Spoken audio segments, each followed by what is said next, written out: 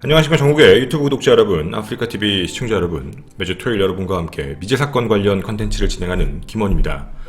오늘 여러분과 같이 이야기하게 될 사건은 지난주에 미리 예고를 해드린 바로 그 사건이기도 합니다. 지난주 여러분과 저는 울산 단란주점 사건에 관련된 이야기를 같이 전해드리면서 아마 이 이야기도 같이 잠깐 뒷이야기에서 해드렸는데요. 오늘 여러분과 함께 말씀드릴 사바이 노래방, 우리에겐 사바이 단란주점 사건이라고도 알려져 있지만 이 날에 대한 좀 정확한 눈, 그리고 사건 현장에 대한 모습, 이런 걸 조금 더 구체적으로 전달해보면서 과연 범인이 누군지, 정말 계획적이었는지 우발적이었는지 조금 생각을 여러 가지로 좀 좁혀보고자 합니다. 자, 오늘 여러분과 아주 어려운 사건의 이야기를 해보도록 하겠습니다. 아직까지도 그 범인은 잡히지 않았습니다. 흔적이 있다고 알려져 있지만 실제로 흔적은 없습니다. 그 사건을 우리는 들어가기에 앞서서요, 한 사람의 눈을 잠시 빌려보도록 하겠습니다. 여러분은 이제부터 택시기사 한씨가 되어서 이 사건을 바라봐 주셨으면 좋겠습니다. 잠시 한씨의 눈입니다. 때는 IMF 그리고 프랑스 월드컵이 있던 때였습니다. 한국과 멕시코 경기가 처음 첫 경기로 열렸던 날이었고요. 택시기사인 여러분은 1998년 6월 14일 사람들이 다들 축구를 보러 간 마당에 길거리에 사람들이 아무도 없다는 걸 알고 손님이 없는 상태로 그냥 있던 그런 택시기사였습니다. 더더군다나 모범 택시다 보니까 사람들이 더 없었던 거죠. 좀 더 사람들이 나올 때가 어디일까, 모범 택시에 타는 사람들이 과연 어디 있을까라는 여러분의 조심스러운 생각에 서울 가장 유흥이 많은 곳으로 이동을 하셔야 될 것 같습니다. 여러분과 오늘 제가 함께 이야기할 곳은 바로 이곳, 서울에 유흥도 많고 서울의 중심지기도 한 신사동입니다. 정처 없이 다니다가 신사동 유흥가 쪽 대로변입니다. 아주 큰 골목길 쪽에 그냥 잠시 차량을 주차하며 사람들이 나오는 걸 그렇게 기다리고 있었습니다. 어느 길 앞에서 그냥 서 있고 기다리고 있었던 공간이었는데요. 당시 택시기사 여러분은 요쯤에다가 차량을 주차한 상태로 기다리고 있었습니다. 그런데 한 동남아 남성이 갑자기 여러분의 창문을 두들깁니다. 손짓 발짓으로 얘기하면서 무언가 저기에 이상한 사람이 있다, 다급한 일이 있다라는 무언가 언저를 자꾸 주기 시작합니다. 그래서 뭔가 말이 안 통해서 뭐야 하고 그냥 답답한 마음에 같이 딱 봤는데 손을 계속 치던 남자의 손에 이상한 피가 묻어 있던 겁니다. 동남아 남성의 손에요. 뭔가 좀 직감적으로 느낌이 안 좋다라고 생각해서 그 동남아 남성을 따라서 가봤더니 여러분이 보시는 바로 이곳, 이 주차장에 웬 사람, 여성 한 분이 누워 있었습니다. 바로 그 입구는 사바이 노래방 앞, 지금 현재는 이렇게 바뀌어 있는 형태입니다. 하지만 이 앞은 당시도 지금도 주차장이었고요. 뭔가 사람이 거기에 누워 있었고요. 그 동남아 남성은 그 여자에 대해서 얘기하며 뭐 어떻게 해야 될지 모르면서 답답해하고 있는 그런 상황이었습니다. 또 지나가던 행인 한 명은 옆에 이제 하의가 벗겨져 있는 여성을 가려주고 있었고요. 하의도 걸치지 않은 상태였던 한 여성이 피를 아주 많이 흘리면서 거기에 누워 있는 거였습니다. 그리고 이런 말을 던집니다. 살려주세요. 이 상황이 심상치 않다라고 판단했고 곧바로 택시기사는 여러분은 바로 경찰에 신고를 하게 됩니다. 그리고 그 묘령의 여인은 곧바로 병원 응급실로 보내지게 되고요. 바로 이 사건, 오늘 여러분과 함께 이야기하게 될 1998년 이후 지금까지 미제 사건인 바로 사바이 단란주점 살인사건의 현장지에 대한 이야기였습니다. 바로 이곳입니다. 자, 일단 사건 발생에 대한 이야기를 말씀을 드렸습니다. 조금만 정리를 해드리면 이 사건 현장에서 한 사람이 확인이 됐고 그 여자는 나체의 상태로 누군가에게 확인되었고 택시기사에 의해서 신고가 된 상태까지 아직 우리는 아무것도 모릅니다. 이 사람이 어디서 나왔지? 그리고 이 사람은 왜 이렇게 다쳤지? 우리가 가져야 될 첫 번째 궁금증은 바로 이겁니다. 이제 도착한 경찰의 입장에서 이 사건의 눈을 바라보도록 하겠습니다. 경찰의 시각, 사건 현장에 도착하자마자 모두 폴리스안을 쳐놓고 안에서 이제 조사를 시작해야 합니다. 근데 눈에 띄는 게 하나 있었습니다. 밖으로 나와 있는 그 여성, 묘령의 여성이 어디서 나왔는지 누구나 알 법했거든요. 핏자국이었습니다. 하도 피를 많이 흘려서 아예 핏길로, 핏물이 든 핏길 자체가 아예 나와 있던 겁니다.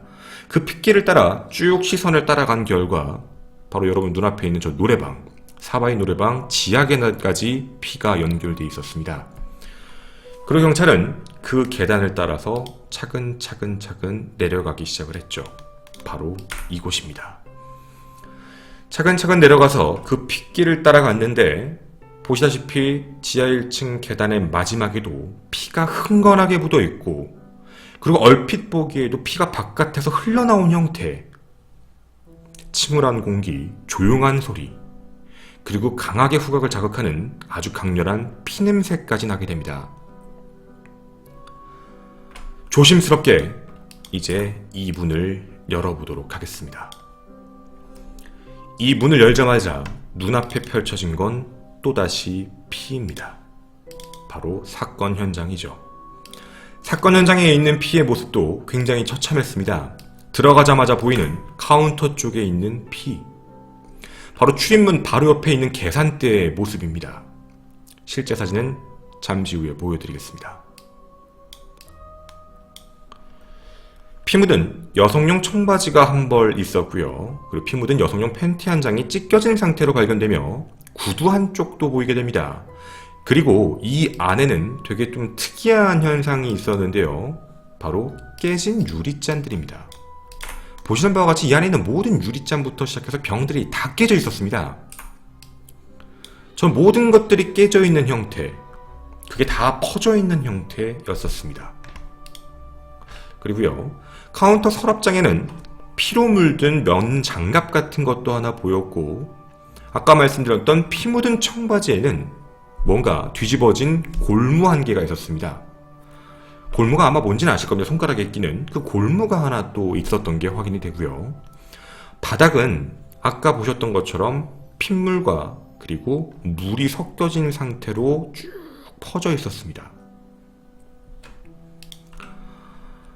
피가 있었지만 보이지 않는 게 있습니다. 핏자국만 보였던 거죠.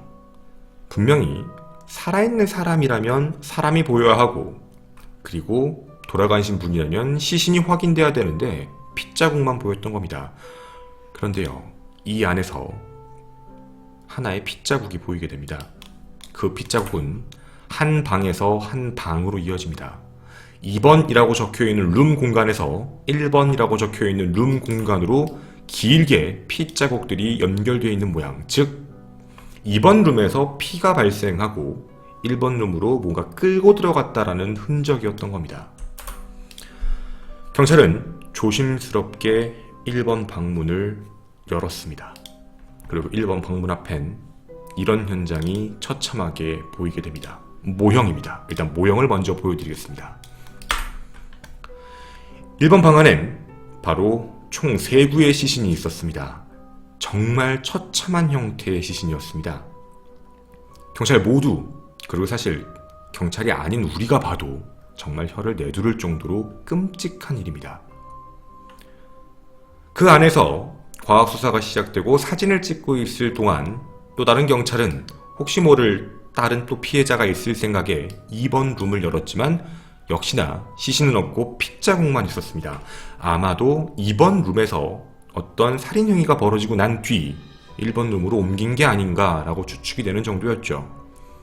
이 공간 안에 현재 시신으로 발견된 사람은 총 3명인 겁니다. 나머지 화장실, 주방 모두 깨끗한 형태로 확인되었습니다. 자, 지금까지 말씀드린 게 경찰의 시각에서 본 들어갔을 때 입구의 느낌, 그리고 주변 상황, 이 모든 것들을 말씀을 드렸습니다. 이제 이걸 실제 사건 현장 사진으로 보도록 하겠습니다. 첫 번째, 들어가자마자 오른쪽에 있었던 데스크 사진입니다. 보시는 바와 같이 똑같습니다. 우리가 아까 봤던 모형도랑 비슷하다고 봐주시면 제일 좋을 거고요. 그리고 지금 여러분이 보시는 뭐 청바지가 찍힌 채 그리고 속옷도 있고 피 묻은 목장갑이 A입니다. 목장갑이 실제로 확인됐고 B에 보시면은 골무가 하나 보이실 겁니다. 네, 저게 골무 자국이고요. 저 골무 자국을 좀 확대해서 보여드리면 이런 형태, 뒤집어져 있는 형태, 즉 껴있는 상태였던 거죠. 껴있는 걸 벗은 상태. 누구 건지는 아직 우리는 알 수가 없습니다. 그리고 좀 눈에 띄는 거는 아마 현장을 조금 건드렸던 것 같은데요. 무언가 뒤진 흔적 같은 것, 뭐 서랍도 열었던 것 같고 여러 가지 뒤진 흔적들이 보이는 게 이 현장 사진 첫 번째라고 보시면 되겠습니다. 그리고 1번 룸으로 들어가게 됐을 때 눈앞에 보이는 현장이 바로 실제 사진 이 사진입니다. 한 남성의 시체가 맨 위, 그리고 그 양 옆으로 해서 여성의 시체 두 구가 이렇게 있게 되었습니다. 조금 다른 각도에서 보여드리면 이런 모습이었던 거고요. 하나는 앞에서 하나는 옆에서 찍은 사진이라고 보시면 좋겠습니다. 원본 사진이 너무 처참해서 여러분에게 이렇게밖에 보여드릴 수 없는 점 다시 한번 양해 부탁드리고요.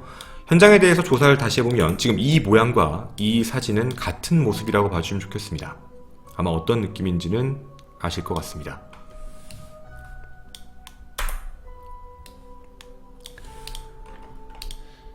자, 이제 사건 현장에 대한 부분은 말씀을 드렸고요. 하나씩 조금 깊게 들어가 보도록 하겠습니다.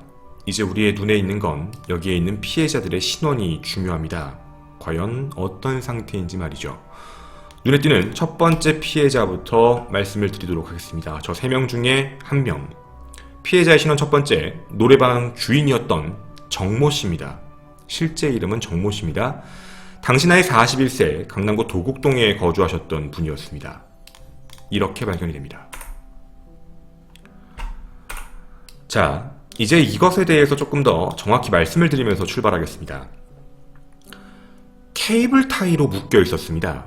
케이블 타이라는 게 뭐냐면 뭐 우리가 선을 정리할 때 쓰는, 아마 남자분들은 어린 시절 뭐 미니카 같은 걸 했을 때 뭐 더듬이라고 부르는 거 있죠. 그런 거 아마 기억하시면 좋을 겁니다. 근데 그거의 특징을 아실 텐데 한번 엮이면 절대로 풀 수 없는, 힘을 주면 줄수록 더 쪼이는 어떤 형태인지 아실 겁니다. 끊어내지 않는 이상은 절대로 끊을 수 없는 형태였던 거죠. 이걸로 양손을 뒤로 묶어놓은 상태였으며 바지와 팬티를 모두 칼로 찢어냈습니다. 벗긴 게 아니고 찢었습니다. 그리고 엉덩이를 노출시킨 상태가 외관의 모습입니다. 지금 여러분이 보신 이 모습이죠. 이게 모형도고요. 그리고 시신을 좀 자세하게 살펴보게 되면 양쪽 눈 언저리 그리고 얼굴 전체에 구타해서 생긴 타박상이 되게 심하게 나왔습니다.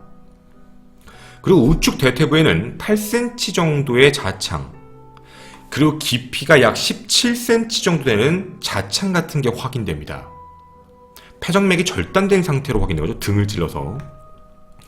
그리고 이 시신에선 되게 또 좀 끔찍한 게 하나 있었는데요. 사진이 조금 끔찍할 수도 있습니다. 보시는 바와 같이 손가락입니다. 아마 칼을 좀 맞거나 하면서 생겼던 건지는 모르겠지만요. 손이 좀 베인 상처도 하나 있고요. 그리고 오른쪽 입을 귀 쪽 향향으로 해서 한 번에 찢은 건 아닙니다. 이게 방향과 각도가 다른데 약 4번 정도의 칼을 쓴 것 같습니다. 4번 정도에 걸쳐서 약 13cm 정도를 찢어놓은 형태로 확인이 됩니다. 마치 우리가 빨간 마스크라고 부르는 뭐 블랙달리아 사건과 되게 어떻게 보면 비슷한 그런 현상이었습니다. 근데 여기서 좀 우리가 주목할 건 4번인 겁니다. 그리고 대퇴부 8cm, 등에 약 17cm 정도의 깊이를 찔렀다. 이것도 꼭 기억해 주셨으면 좋겠습니다. 끔찍하고 잔혹하지만 피해자의 정확한 사인과 그리고 모습을 좀 기억을 해주시는 게 좀 좋을 것 같습니다. 그리고 한 가지 더, 엉덩이 부분도 문제였는데요. 엉덩이 부분에 칼로 뭔가 이렇게 이런 상처가 있습니다.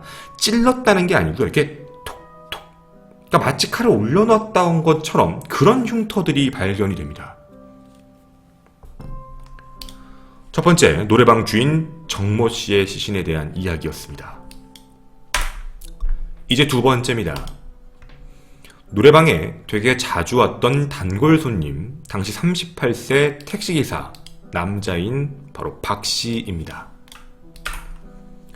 박 씨는 보시다시피 맨 위쪽에 저렇게 불순이 기댄 채로 사망을 한 형태로 확인이 됐는데요.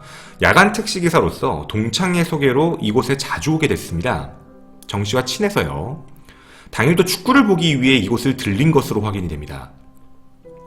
양팔 손목을 철사로 묶었습니다. 철사로 7회 정도 결박을 해놓고요. 머리를 집중적으로 구타한 현상이 나타납니다. 칼도 분명히 쓰긴 썼는데 머리에만 2에서 8cm 정도 되는 상처가 5개 정도 확인이 됐고요. 신체에는 8개의 자창, 그리고 가슴에는 17cm짜리, 등에는 8cm짜리의 상처가 확인이 되게 됩니다. 좀 뭐랄까요, 이상한 상처입니다. 머리에 칼을 이렇게 긁었다는 겁니다. 머리를 찌른 게 아니고요. 긁은 상처들이 5개 정도 있고 되게 심한 폭력을 썼다라는 부분도 있는 거죠. 택시기사 박씨의 사인이었습니다. 그 다음 마지막 세 번째, 바로 유모씨입니다. 당시 41세고요. 근처에서 음식점을 경영하셨던 분인데 이분도 시신으로 발견됩니다. 바로 이분이십니다. 똑같습니다. 이번엔 상체를 벗긴 뒤 바지와 팬티를 칼로 찢어 똑같이 엉덩이를 노출시킨 상태로 확인이 됐습니다. 머리와 얼굴을 집중적으로 구타의 타박상이 확인이 됐고요. 좌측 이마에 밟은 신발 자국이 보이게 됩니다. 그러니까 계속 발로 이렇게 찍었다라는 형태가 좀 더 정확한 것 같습니다. 이마도 찢어지고요. 둔기에 맞은 흔적, 즉 구타의 흔적이 되게 심각하게 나오는데요. 이분의 시신에는 좀 끔찍한 장면이 나옵니다. 보시는 바와 같이 지금 목 쪽에 모자이크를 해놨는데요. 앞쪽 목을 약 12cm 정도를 잘라놔서 한 목이 절반 정도가 잘린 상태로 확인이 됩니다. 여러분이 보신 형태, 그리고 이분에게도 똑같은 형태의 살인죄, 어떤 흉터가 보이게 되는데 바로 이겁니다. 똑같이 엉덩이 쪽에 칼로 뭔가 이렇게 톡톡 찌른 형태의 형태가 똑같이 나옵니다. 이렇게 세 구의 시신이 이 안에서 최종적으로 확인이 되었던 겁니다. 이제 한번 우리는 판단을 조금 더 해보고자 합니다. 얼핏 보면 폭력의 형태에서 나와서 뭔가 원한 관계 같습니다. 제가 그동안 프로파일링을 여러 방면으로 해봤지만 뭔가 사람을 바로 죽이는 게 아니라 되게 이렇게 좀 힘들게 뭔가 구타를 하면서 사람을 죽인다면 뭔가 우리가 원한 관계 쪽으로 생각할 만한 살인 가능성이 더 커집니다. 근데 이걸 일반적인 원한 관계라고 보기에는 좀 특이한 사항들이 몇 개가 나왔는데요. 첫 번째입니다. 엉덩이를 노출시킵니다. 특히 여성만 말이죠. 아까 혹시 기억하십니까? 안에서는 총 3명이 발견됐지만 밖에 나온 사람이 1명 있었습니다. 그분도 여성이었고요. 아까 처음에 말씀드릴 때 하의가 벗겨진 채로 나온다고 했잖아요. 그분도 똑같이 엉덩이 하의 쪽을 벗겨놓은 상태였습니다. 이상하게 여성한테만 하의를 벗기고 엉덩이 쪽에다가 무언가를 했던 것, 성적인 문제인가? 라고 생각을 했지만 실제 성적 고문이나 이런 걸 한 흔적은 없습니다. 엉덩이를 칼로 찍은 부분이 되게 이상하거든요. 다른 부분은 뭔가 공격적으로 죽일 듯한 형태를 띠지만 치명상도 아닙니다. 엉덩이를 찌른다고 사람이 죽는 건 아니거든요. 첫 번째 좀 뭔가 원한 관계라고 보기에 조금 이상했던 첫 번째 사항이었습니다. 두 번째입니다. 여러분은 이 사진을 혹시 보셨는지 모르겠는데 이 사진에서 여러분에게 좀 주목할 만한 한 가지를 묻고 싶었습니다. 저도 이 사진을 보고서 깜짝 놀랐거든요. 어떤 점이 혹시 눈에 띄십니까? 제가 제일 놀랬던 점은 뭐였냐면 다른 사람들과 다르게 유씨만 발에 혈흔이 묻어 있었습니다. 발에 있는 혈흔입니다. 즉 유씨만 걸어 다닐 수 있었다 라는 쪽에 더 가깝습니다. 나머지는 질질 끌어당겼다 라고 하는 게 맞겠지만 유씨만 유일하게 좀 걸을 수 있는 형태, 피가 묻었다라는 건 이미 뭔가 피가 흥건하게 있는 상태에서 발로 걸어서 무언가 묻었다라는 이야기가 있습니다. 나머지는 결박되어 있는 상태였거든요. 그럼 결박되어 있는 사람들이 혹시 먼저 죽고 혹은 먼저 다치고 난 뒤에 그 다음 마지막에 유씨가 아니었을까 정도를 추측해 볼 수 있는 상황이었습니다. 추측입니다. 그리고 세 번째, 한 명을 칼로 입을 찢었답니다. 이것도 사실 정상적인 행동은 아니죠. 입을 찢는 부분. 그런데요, 한 번에 찢지 않았습니다. 그냥 뭔가 아무 생각 없이 그냥 이렇게 확 내려 찍어서 한 게 아니라 한 4번 정도 이렇게 탁 끊어서 찍었다는 거죠. 마치 그냥 상상을 해보면 뭐 예를 들어서 돈을 내놔. 안 내놔? 조금. 내놓을래? 안 내놓을래? 조금. 뭐 이런 식처럼 보였다는 겁니다. 더 끔찍했던 건 살아있을 때 했던 겁니다. 죽은 상태에서 했다는 건 아니거든요. 그리고 네 번째, 이곳에서 발견된 여성들의 머리카락입니다. 피해자들의 머리카락을 잘라서 이곳저곳에 흩뿌려놨습니다. 원한 관계에 의해서 사람을 죽였다라고 보기에는 너무나도요. 뭐 엉덩이를 찌를 필요도 없고 입을 찢고 목을 자른다라는 부분이 과연 얼마만큼의 원한일지는 모르겠지만 너무 좀 과하다라는 느낌도 들고요. 구타를 하고 사람을 죽이고 그런 정도의 시간, 그 정도의 원한? 마치 그쪽보다는 우리에게 느낌이 오는 건 고문입니다. 마치 사람을 고문한 것처럼 느껴집니다. 묶어놓은 상태로 때리고 그리고 단계적으로 한 명 한 명씩 죽였고 그리고 그 시신을 옮겨놨고 뭔가 사람을 묶은 상태로 더 이상 움직일 수 없는 상태, 그렇게 당일 수밖에 없는 상태로 만들어놨다는 거죠. 즉 죽이기 위한 목적보다도 사람을 뭔가 고문해서 서서히 죽였다는 형태의 느낌이 더 강해집니다. 그리고 입을 찢는 형태가 그렇게 단순한 형태는 아니었거든요. 어찌되었든 이건 좀 나중에 말씀을 드리도록 하겠습니다. 첫 번째 여기였습니다. 두 번째, 시신을 모두 결박한 상태였는데요. 접시, 술잔, 물병을 모두 부셨습니다. 아까 말씀드리고 아까 모형도 보여드렸죠. 그리고 물도 틀어놨습니다. 물을 왜 틀어놨을까요? 그리고 무언가 뒤진 흔적도 있습니다. 그리고 택시기사의 바지 주머니를 칼로 찢은 흔적도 있습니다. 금목걸이 일부, 금팔찌, 신용카드, 체크카드, 현금 6만 원을 가지고 사라진 것도 확인이 됐습니다. 구타에 대한 부분도 옆에 있는 옷걸이 있잖아요. 옷걸이를 빼서 옷걸이로 때린 것으로 확인이 됩니다. 그러면 우리한테 생각은 여기가 있죠. 아, 금품을 노렸구나. 금품 강도로서 이런 일을 저질렀구나 라고 당연히 생각할 수 있습니다. 원한보다는 금품. 근데 금품인 건 치고는 좀 과다하게 사람을 죽였다의 느낌인데 정말 금품이 문제였을까요? 금목걸이, 금팔찌, 신용카드, 체크카드, 그리고 현금 6만 원을 얘기했는데 좀 더 정확히 말씀드리면 안 가져간 게 더 많습니다. 사체에 남아있는 금시계, 그리고 금팔찌, 금반지, 그리고 현금, 돈이 될 만한 것들은 더 많이 있었습니다. 데스크에 있는 돈도 되게 많았는데 돈을 가져간 건 일부만 가져갔습니다. 분명히 그쪽도 뒤졌는데 말이죠.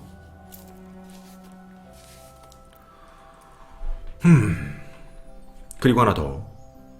물을 틀어놨다라고 합니다. 유리잔, 모든 걸 다 부셔놓은 상태로 다 자근자근 밟아서 깨놓은 상태로 물을 틀었다. 증거훼손입니다. 보통적인 사람이라면 뭐 단순하게 생각을 하겠죠. 이 안에 여러 가지 흔적들이 나타나게 되는데 첫 번째, 신문지의 흔적이 하나 확인됩니다. 신문지로 무언가를 닦은 흔적. 여러분은 그걸 상상하실 수 있습니까? 일반적인 사람의 생각에선 자신의 지문이 남았다고 생각이 되면 뭐 대부분 그냥 옷 같은 거나 아니면 이제 행겁 같은 거 그런 걸로 물로 이렇게 닦겠죠. 근데 물로 닦으면 지문이 남습니다. 근데 신문지로 하게 되면 유분, 즉 기름이 묻기 때문에 신문지로 닦으면 지문이 다 지워진다라고 하더라고요. 신문지로 닦아놨습니다. 신문지로 한 게 첫 번째 확인이 됐고요. 두 번째는 모든 유리를 혹시 모르니까 유리, 자기가 만졌던 자기들이 마셨던 모든 병, 유리잔, 잿더리 전부 다 깨부신 겁니다. 그리고 물을 틀어놨기 때문에 아예 사라진 거죠. 지문이 없었던 겁니다. 애초에 안 남기는 게 불가능한 상황이었습니다. 이 현장은. 그런데 확실하게 증거를 빨리 없애는 방법을 알고 있는 사람입니다. 일반적인 사람은 절대 아닙니다. 빨리 처리하려고 했을 때 가장 쉬운 방법, 다 부시고 물 틀어놓으면 된다. 신문지로 몇 개 닦으면 된다. 이런 부분인 거죠. 그럼 여기까지의 내용을 좀 우리가 정리를 해보자면 금품을 노렸던 사람 혹은 사람들이 들어와서 거기에 있는 사람들에게 가혹행위를 하고 그걸 즐긴 뒤 사람을 죽이고 증거를 없애는 되게 빠른 노력을 하고 사라졌다라고 보는 게 지금까지의 모습입니다. 물론 여기까지만 생각해봐도 의문점은 많이 남습니다. 아니 뭐 금품 훔칠 건데 사람을 저렇게까지 죽여야 되나? 뭐 이런 생각이 들 수도 있죠. 자, 어찌되었든 이제 여러분과 저하고는요 수사에 대한 방향을 조금 더 넓게 잡혀보겠습니다. 목격자입니다. 이 사건엔 목격자가 2명이 있습니다. 첫 번째 목격자는 단란주점에서 사망하셨던 이제 주인 정 씨의 언니입니다. 언니의 진술이 하나 있었는데요. 6월 13일 밤 10시경에 사바이 노래방의 여주인이었던 정 씨 대신 언니가 가게를 먼저 열었습니다. 뭐 일이 있어가지고 먼저 대신 여셨다고 해요. 가게를 보고 있었는데 범인으로 추정되는 남자 3명이 들어왔습니다. 그리고 모두 1번 방으로 들어간 걸 확인하게 됩니다. 이제 그걸 용의자 A, B, C라고 할 건데요. 그 안에 들어가서 이제 술 뭐 시키겠어요? 라고 물어봤는데 용의자 A라고 부르는 사람이 도우미를 요구합니다. 근데 그 용의자 B라는 사람이 지금은 아가씨 부를 때 아니야 라고 말리면서 자기들끼리 좀 이렇게 얘기를 조금 하다가 결국 아가씨 없이 양주 한 병과 그리고 과일 안주를 주문해서 먼저 먹고 있었습니다. 밤 10시 20분경이 됐을 때 단란주점 근처 식당 종업원 일을 했던 사람, 아까 보셨죠? 유씨가 함께 맥주 한잔 하러 들어오게 됩니다. 그래서 아까 살아남으셨던 분과 같이 들어왔습니다. 여주인이 잠시 후 교대하기 위해서 정씨가 오게 됐고요. 그리고 정씨의 언니는 11시 50분경 남편이 데리러 와서 단란주점을 나가게 됩니다. 즉 11시 50분경까지는 이 단란주점에 아무런 문제가 없었습니다. 근데 여기서 언니가 기억하고 있는 게 하나가 있었습니다. 용의자들이 그 안에서 노래를 부르고 있었는데 대부분 발라드 노래를 좀 부르고 있었다고 합니다. 발라드 노래가 이제 그때 당시의 노래였는데 뭐 장난감 병정이라는 노래, 뭐 하나의 사랑, 녹색지대 뭐 준비 없는 이별 이런 좀 서정적 노래를 불렀던 걸 기억을 한다라고 진술을 했고요. 그렇게 그냥 별 생각 없이 지나갔던 겁니다. 그리고 자정이 넘은 시간 6시 이제 6월 14일이 돼서요. 자정이 넘은 시간 당시 아까 이제 사망한 택시기사 박 씨가 축구를 보러 들리게 됐답니다. 그리고 전반전이 끝났던 새벽 1시 반입니다. 월드컵 때문에 시간은 정확합니다. 1시 반 전반전이 끝나고 정씨의 언니가 가게에 전화를 한번 합니다. 뭐 축구 봤어? 뭐 이런 얘기를 하려고 가게 어때? 라는 걸 물어보려고 전화를 했는데 전화를 아무렇지 않게 받았던 겁니다. 즉 전반전이 끝났던 1시 반까지는 아무런 문제가 없었던 겁니다.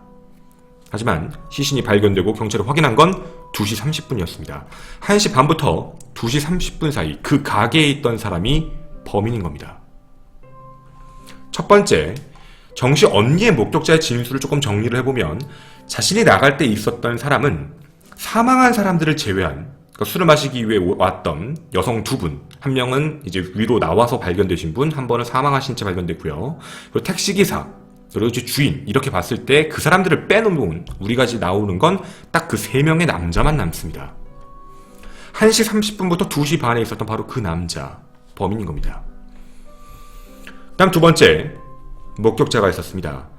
그 3명이 뭐 술 먹다가 나가고서 다른 사람이 들어왔을 수도 있잖아요 라는 이야기가 저번 울산 노래방 사건처럼 나올 수 있습니다. 근데 이 사건은 조금 다른 문제입니다. 처음에 말씀드렸던 택시기사가 신고를 한 바로 위에서 발견됐던 바로 그분, 피를 많이 흘리셨는데 다행히 응급실로 일찍 가셔서 생존하셨습니다. 유일한 사건 현장의 목격자, 즉 사건 현장에 있었던 유일한 목격자입니다. 당시 짧은 시간 동안 그 3명과 자신이 대화를 나눴던 걸 이야기하게 됩니다. 자기들끼리 하는 이야기로는 누가 잘렸는지 하는 말이 잘려서 스트레스 받는다, 그래서 술을 먹는다 라고 얘기를 했다고 하더라고요.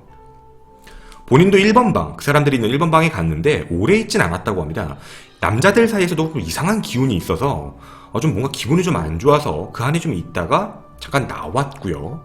그 이어서 이제 주인인 정씨가 1번 방으로 들어간 걸 확인하게 됩니다.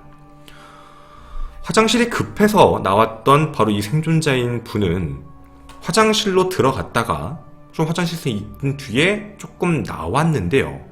그때 당시까지만 해도 별 문제가 없었는데 갑자기 상황이 이상해지기 시작합니다. 카운터에서 택시기사랑 주인 정씨, 용의자가 신랑이라는 게 확인이 됩니다. 그냥 말싸움인 줄 알았던 거죠. 그리고 1번 방에 들어가자마자 그 안에서부터 상황이 바뀌기 시작을 했던 겁니다. 용의자 3명이 아까 말씀드렸던 택시기사 박씨 그리고 정씨를 데리고 1번 방으로 들어옵니다. 근데 그냥 데리고 들어오지 않았습니다.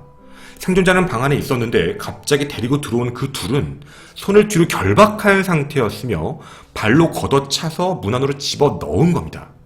용의자 A입니다. 이 말이 중요합니다. 택시사 박 씨는 이런 말을 했다라고 합니다. 해결하자. 우리 이 문제 해결하자. 이렇게 자꾸 얘기를 했고요. 업주였던 정 씨는 계속 살려달라는 말만 했다고 합니다. 뭘 해결하자라고 했는지 잘 모르겠지만 어찌되었든 실갱이가 좀 있다라고는 볼 수 있겠죠. 그리고 눈앞에서 보는 상태에서 그 둘을 엄청나게 잔혹하게 구타하기 시작합니다.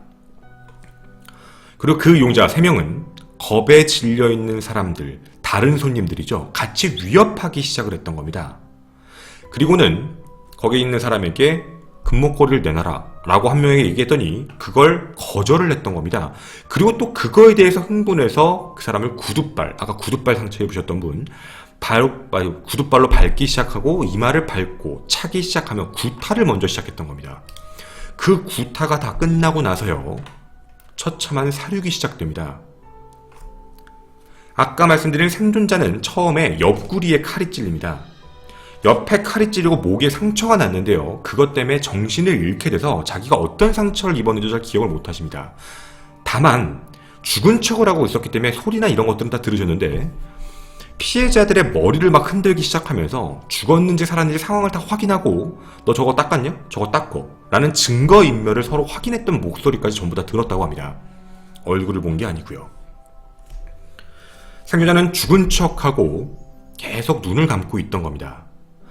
용의자들은 빨리 가자, 시간이 없어 라고 하면서 도주를 했고요. 그거에서 이제 기어서 밖으로 나와 확인이 됐던 거죠. 생존자는 다행히 옆구리랑 목을 찔렸지만 급소를 피해서 살았던 겁니다. 당시에 생존자가 정확하게 기억하고 있는 부분 중에 하나는 바로 당시 용의자들이 했던 행동이었는데요. 이런 얘기를 했다고 합니다. 당시에 자기가 죽을 뻔했을 때 남편이 지금 뇌수술 중이라서 나 아니면 먹고 살 사람이 없다라고 이제 감정에 호소를 했는데 당시 이런 얘기를 했다고요. 아줌마, 우리도 회사 잘려서 아줌마랑 같은 처지야. 우리도 안 그러고 싶어 라고 하면서 폭력과 금품을 요구했던 겁니다. 근데 여기 좀 중요한 말이 하나 있어서 좀 말씀드릴게요. 아줌마, 우리도 회사 잘려서입니다. 아까 처음에 얘기는 회사 잘려서 술을 먹는다라고 얘기했는데 우리도 잘려서라고 했습니다. 우리도 회사를 잘려서 아줌마랑 같은 처지야. 먹여 살려야 돼. 라는 어감입니다. 우리도 딸린 식구가 있어. 라는 언급인 것 같습니다. 이 멘트에서 말이죠. 가족이 있는 3명의 남자.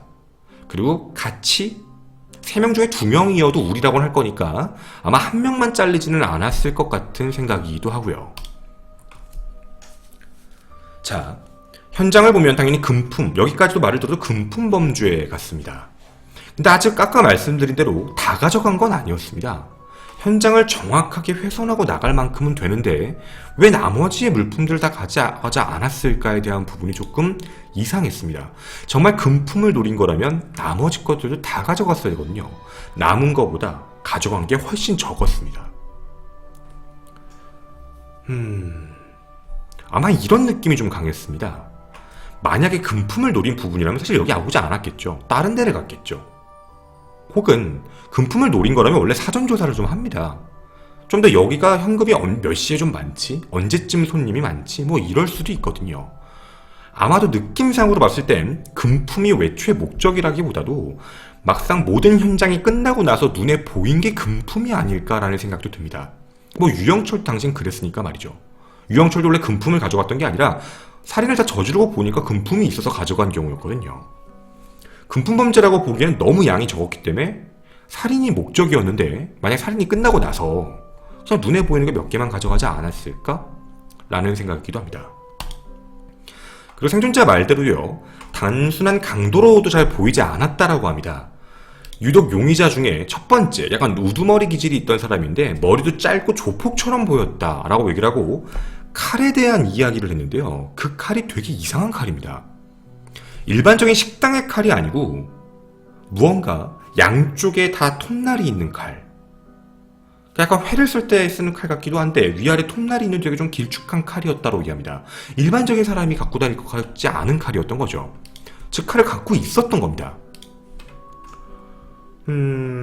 이런 얘기들 때문에 생존자의 진술 때문에 당시에 이런 이야기까지 나왔습니다. 저도 이제 프로파일링 같이 공부하는 분께 여쭤봤죠. 칼을 들고 왔다고 회를 뜨는 칼처럼 봤다고 얘기하는 건 조직폭력배가 아닐까요? 라고 질문을 던졌습니다. 근데 조폭이라고 하기에는 좀 이상한 점이 있다라고 하더라고요. 조폭이라면 첫 번째, 자신의 구역이 아닌 곳에서 그렇게까지 살인을 저지르면서 사고를 칠 이유도 없다. 그리고 두 번째는 단순하게 술을 먹으러 갈 거면 자신의 구역에서 술을 먹는 게 더 돈이 싸고, 처음에 가서도 여자를 불러달라라고 했었는데 그럼 자신의 구역에서 여자를 부르는 게 더 좋지, 왜 굳이 다른 사람의 지역에 가서 저런 행동을 할까? 굳이 그렇게 할 필요는 없다. 그러니까 조직폭력배라고 하기에는 조금 어설픈 점? 그리고 아무리 조폭이라 그래도 이 정도까지 살인을 저지르진 않는다. 아무리 뭔가 원한 관계가 정말 그 가게가 이권상 되게 중요한 부분이 아니라면 말이죠. 자, 이제 우리는 흔적을 조금 찾아봐야겠습니다. 당초에 경찰은 되게 빨리 범인을 잡을 수 있을 거라고 생각했습니다. 단란주점에 손님도 없었고요. 안에 총 있어봤자 뭐 맥시멈으로 잡아야 7명이니까. 범인의 증거품들도 확인됐습니다. 짐은 총 39개, 그리고 목격자들도 둘이나 있었거든요. 충분히 잡을 수 있다고 봤던 겁니다. CCTV가 없었지만 어쨌든 얼굴을 본 사람도 있기 때문에 큰 문제가 없다라고 봐서 주변에 도주로를 판단해서요, 목격자를 찾는 데 중심이었습니다. 주변이 넓은 번화가였으니까 말이죠. 하지만요, 경찰이 간과한 게 하나 있었습니다. 목격자는 단 한 명도 안 나옵니다. 목격자가 없었던 이유가 뭐였냐면 당시는 월드컵 첫 경기였습니다. 한국과 멕시코의 경기였죠. 사람들이 축구를 보러 다 어디가에 들어가 있는 상태라 길거리에 사람이 없었던 겁니다. 범인의 흔적을 찾을 수가 없었던 거죠. 어쩔 수 없이 DNA 같은 거로도 확인이 안 됐기 때문에 지문에 몰두할 수밖에 없었습니다. 총 39개 중 31개는 다 깨진 것, 아니면 다 지워져 있는 거라 대조를 할 흔적의 가치가 없어서 31개는 버리고요, 8개만 확인이 됩니다. 근데 그 8개는 모두 다 이 주점의 관계자의 지문으로 확인됩니다. 술병, 술잔, 양주를 3병을 마셨는데요, 다 산산조각 나서 지문 자체가 없었습니다. 사람들이 혹자 여기는 지문이 있는데 못 잡은 범죄다라고 알고 계신 분들이 많은데요, 아니요, 여긴 지문이 아예 없었습니다. 지문이 존재하지 않는 사건. 용의자 같은 사람이 있지만 몽타주를 빼고는 어떤 것도 나와 있지 않았던 겁니다. 당시의 용의자의 몽타주였던 거죠.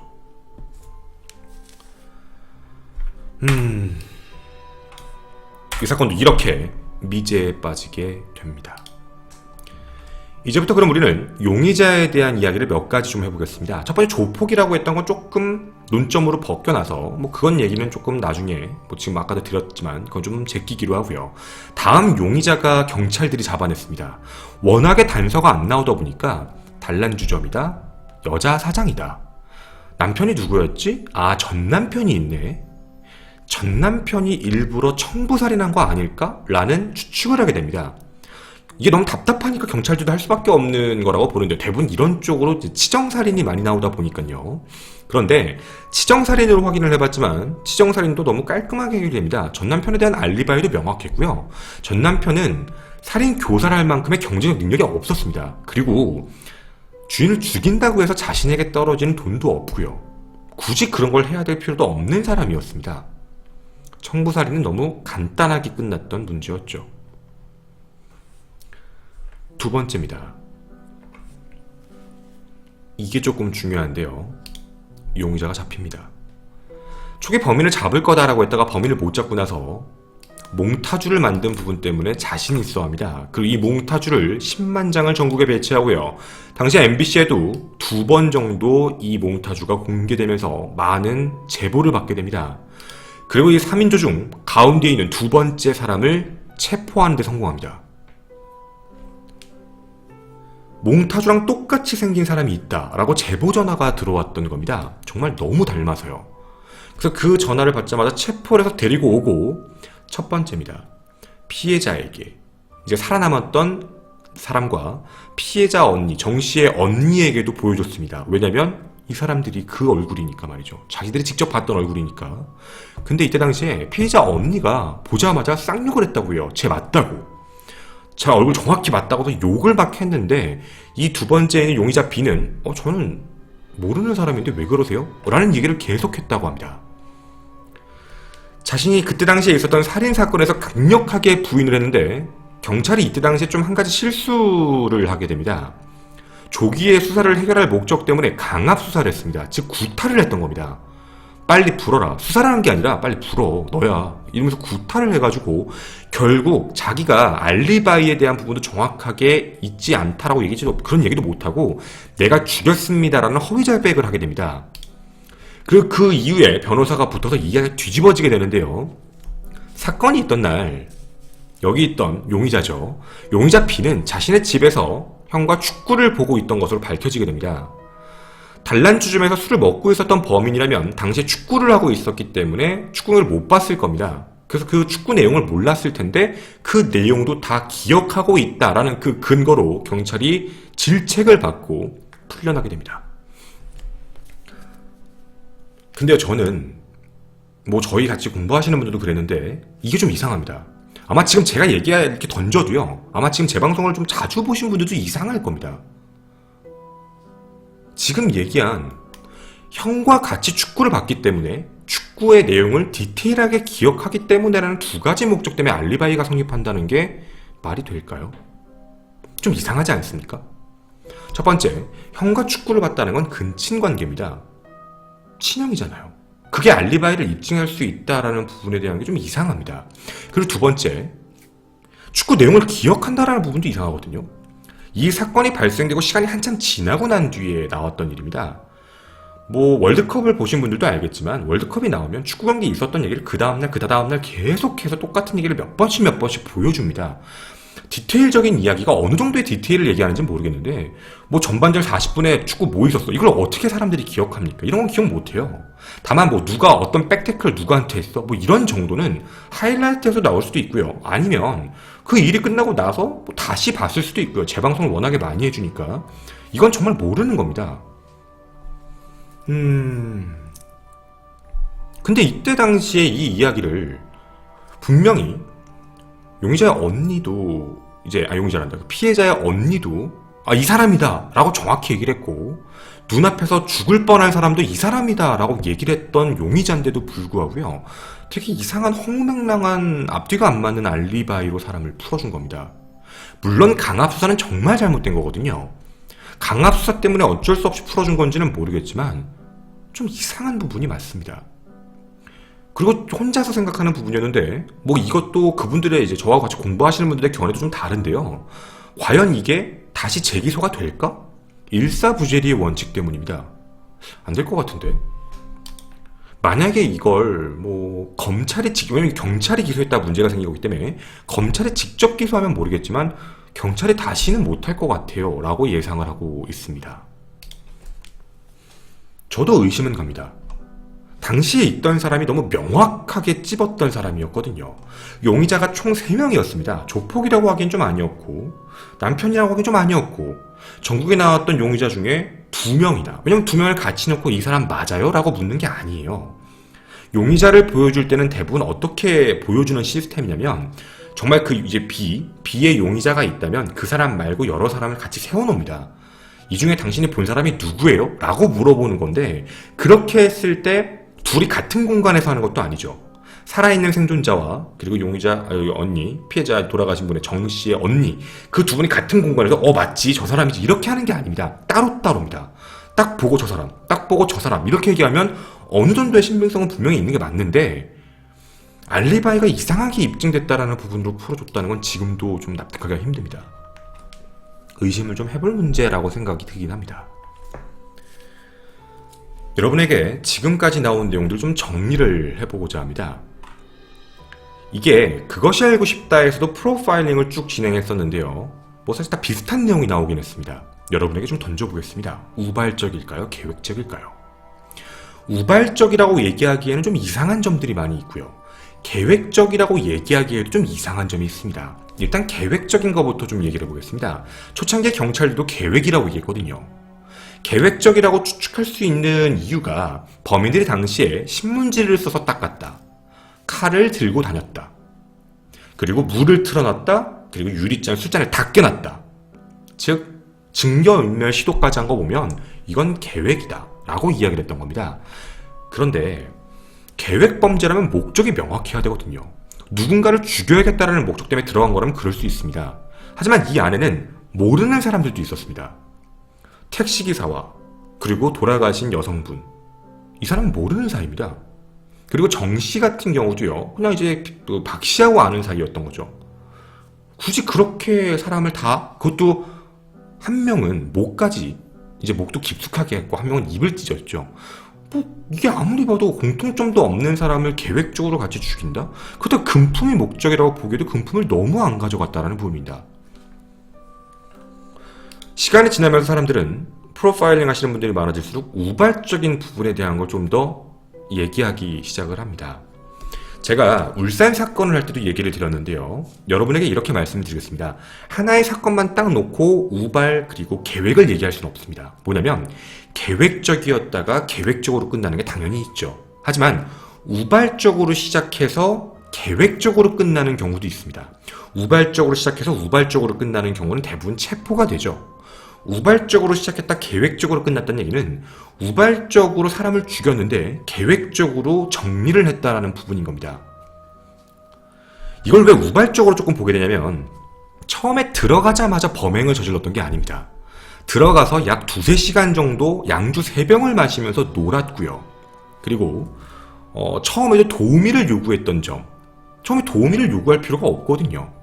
그리고 자신의 얼굴들 다 보게 했고요. 사람들이 큰 문제, 만약 계획적이라면 들어가면서부터 술을 먹는 게 아니라 자신의 지문들, 자신의 위치가 노출될 걸 최대한 줄이면서 동선을 짰었어야 될 겁니다. 근데 그런 흔적이 아예 없었습니다. 이미 사고를 다 쳐놓고 나서 증거인멸을 한 번에 했다라는 거거든요. 그럼 느낌적인 부분이긴 한데, 이제 같이 얘기한 부분에 따르면 아마도입니다. 우발적으로 범행이 시작되었고 무언가 말다툼이 생겨서 화끝에 범행이 저질러졌는데 정리를 하는 건 되게 계획적으로 하지 않았을까. 그런데 그 계획성은 일반적이지 않다는 겁니다. 왜 일반적이지가 않냐면 너무 전문가적으로 했다는 거죠. 그래서 같이 프로파일링 하시는 분들 똑같이 얘기합니다. 아마도 느낌이긴 한데 아마도 전과자일 확률이 높다. 혹은 전과자가 아니면 사람을 죽이는 거에 그렇게 큰 두려움이 없고 되게 잘 할 수 있는 사람일 것 같다. 사람을 여러 번 죽여본 사람일 것 같다. 죽여본 사람인데 전과가 없다는 건 좀 이상하니까 전과자란 얘기를 하고 있는 거거든요. 왜냐면 칼이 들어간 형태를 설명드리겠습니다. 너무 정확했습니다. 깨끗했고 망설임 없고 정확하게 찍었던 겁니다. 어느 정도까지 얘기하냐면 손을 다치지 않았을 것이다. 너무 순식간에 파고 들어왔기 때문에 이 정도의 나를 갖고 있는 사람, 이 정도의 어떻게 보면 능력이죠. 그런 걸 갖고 있는 사람이 일반적인 사람은 없을 것이다. 연장을 가지고 있다. 연장을 원래 가지고 있다. 그리고 하나 더. 결박할 때 썼던 케이블을 가지고 있다. 일반적으로 그런 걸 가지고 다니는 사람은 많이 없거든요. 계획적이진 않은데 우발적으로 시작했다 계획적으로 바뀔 때 사람을 포박할 수 있는 물건도 가지고 있고 칼도 갖고 있는 사람입니다. 그리고 사건 현장에 나왔던 시신의 형태에서 확인된 부분이 있는데 칼이 형태가 2가지가 나옵니다. 칼이 2개가 다른 칼이었습니다. 즉 칼은 최소한 3명 중 2명이 가지고 있었습니다. 그리고 찌른 사람도 2명이었던 겁니다. 도구를 조사해봤는데 당시에 사건 현장에 칼집이 하나 있었습니다. 칼이 꽂혀있던 칼집이죠. 그 칼집을 대상으로 조회를 해봤는데 이 칼이 놀랍게도요. 공수 특정단의 칼입니다. 일반적인 사람이 갖고 있는 칼이 아닙니다. 즉 약간 물과 관련되어 있는 잠수 부대라고 할 수도 있고요. 특전사라고 할 수도 있을지 모르겠지만 그런 사람들이 잠수할 때 그물을 자를 때 쓰는 칼, 그런 칼이었습니다. 양쪽에 톱니가 있었고요. 그리고 그 톱니도 생존자도 정확히 기억을 하고 있었습니다.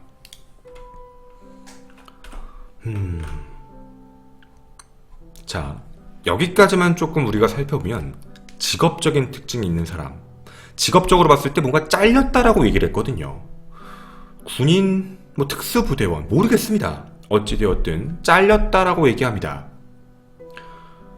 범행은 대부분 잠수, 즉 무언가 케이블 작업을 할 때 쓰는 그런 것도 갖고 있었으며 바다에서 쓰는 칼 같은 걸 갖고 있었다. 정확하게 사람을 죽였다. 잔혹하게 죽였다. 우발적도 아니고 우발적으로 저질렀고 범행은 일반적인 사람이 하지 않았고 살인 경험이 충분히 있는 사람이 저질렀으며 폭행을 하고 가혹행위를 했다라는 부분. 일반적인 사람이 사람의 손을 뒤로 묶고서 가혹행위하는 이유는 없거든요. 아무리 상식적으로 판단한다고 하더라도요. 사람의 손을 뒤로 묶어놓은 상태로 철사로 말입니다. 여러분에게 이런 걸 보여드리면 어떤 느낌이실지 모르겠습니다. 박 씨의 결박 모습입니다.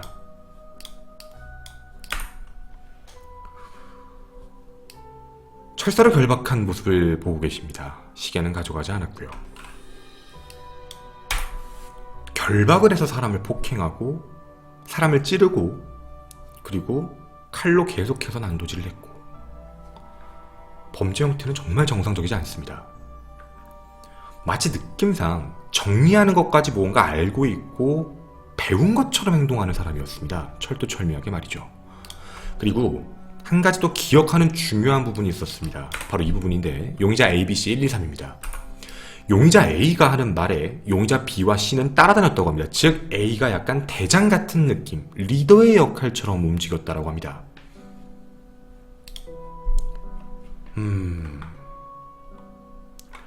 전과자. 혹시 범행을 저질렀던 사람이 또 저질렀을까? 출소하자마자 술집에 와서 또 우발적인 범행을 저질렀을 수도 있는 거니까. 물론 그럴 수도 있다고는 생각하지만 일반적으로 이렇게까지 살인을 저지르고 칼을 쓸 수 있는 전과자가 몇 명이나 있을까요? 케이블 타이도 결박하는 부분까지도 너무 이상했으니까 말입니다. 그리고 이상한 것도 하나 더 있었죠. 기억하십니까? 골무입니다. 당시에 피해자들은 이런 골무를 쓰지 않았습니다. 피해자의 것으로 확인되지 않았거든요. 그리고 이 골무는 반대로 뒤집힌 채로 확인이 되었습니다. 끼고 있던 게 벗겨진 거겠죠. 물론 어느 손가락에 꼈는지는 아무도 알 수 없습니다. 골무를 누가 쓸까요? 골무를 쓰는 사람. 해고가 돼서 여기에 온 것이다.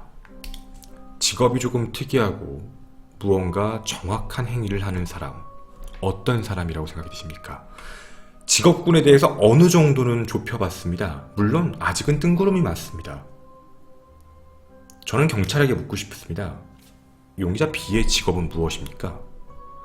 용의자 B의 그때 당시 체포됐을 때 주변에 많이 연락했던 사람들은 누구였습니까? 사건 당시에 조역 내역을 확인해보면 누구랑 통화했는지는 충분히 나올 수 있는 것도 마찬가지인데 말이죠. 되게 궁금했습니다. 하지만 그런 거에 대한 정보는 아무것도 없이 풀려나게 됐던 겁니다. 여러분이 생각하시는 이들의 직업, 예상 직업은 무엇입니까? 저희도 잘 모르겠습니다. 저희가 직업을 다 아는 게 아니기 때문입니다. 여러분의 생각이 궁금합니다. 골무를 쓰며 전문적인 칼을 쓰고 무언가 묶는 도구를 쓸 수 있는 자, 해고되었다라고 표현을 하고 있는 자, 나이는 20대 중반, 30대 초반인 사람들. 여러분이 떠오르는 직업은 무엇입니까? 토요사건 팩트의 김원희였습니다. 감사합니다.